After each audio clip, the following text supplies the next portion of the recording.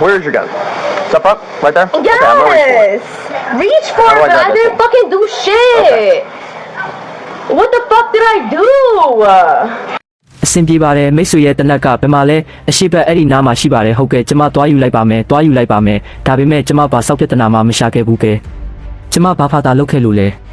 အရာအလုံးဟာညကလပ်တစ်ခုရဲ့အပြင်ဘက်မှာတနက်ပစ်ခတ်မှုတစ်ခုဖြစ်ပွားနေကြောင်းသတင်းပို့တိုင်ကြားချက်တစ်ခုကနေစတင်ခဲ့တာဖြစ်ပါတယ်အခင်းဖြစ်ပွားရနေရာသို့ရဲတပ်ဖွဲ့ဝင်တွေရောက်ရှိလာတဲ့အခါမျိုးမှာအလွန်မင်းစိတ်လှုပ်ရှားတုန်လှုပ်နေတဲ့အသက်22နှစ်အရွယ်အမျိုးသမီးတဦးနဲ့ထိတ်တိုက်တွေ့ဆုံခဲ့ကြတာမျိုးပါသူမဟာသူမကိုသူမနစ်နာသူတစ်ယောက်ဖြစ်ကြောင်းလူတစုကသူမကိုတနက်တွေနဲ့ချိန်ရွယ်ချင်းချောက်ခဲ့ကြကြောင်းနဲ့သူမအိမ်ပြန်နိုင်ဖို့အတွက်သူမရဲ့ဖုန်းကိုသာပြန်လည်ရယူလိုကြောင်းကိုပဲထက်ခါတလဲလဲပြ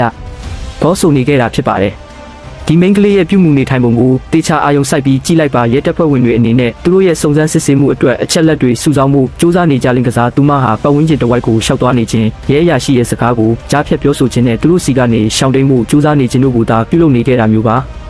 ရဲလုပ်ငန်းခွင်နဲ့ပဲမှာတော့တန်တရားရှိသူတဦးကငြိမ်ငြိမ်မနေပဲအဆက်မပြတ်လှုပ်ရှားနေခြင်းနဲ့တနေရာထဲမှာရက်တက်နေဖို့ညှင်းဆန်နေခြင်းဟာတတိထားရမယ့်အနေရဲ့ချက်ပြလက္ခဏာတစ်ခုပဲဖြစ်ပါတယ်။ဒါကြောင့်မို့လို့လေရဲတပ်ဖွဲ့ဝင်တွေကသူမကိုချက်ချင်းပဲပြတ်သားတဲ့တတိပေးချက်ထုတ်ပြန်ခဲ့တာမျိုးပါ။အကယ်၍သူမအနေနဲ့အဝေးသို့ဆက်လက်လျှောက်သွားနေဦးမယ်ဆိုရင်တော့လက်ထိတ်ခတ်ခြင်းခံရမှာဖြစ်ပါတယ်။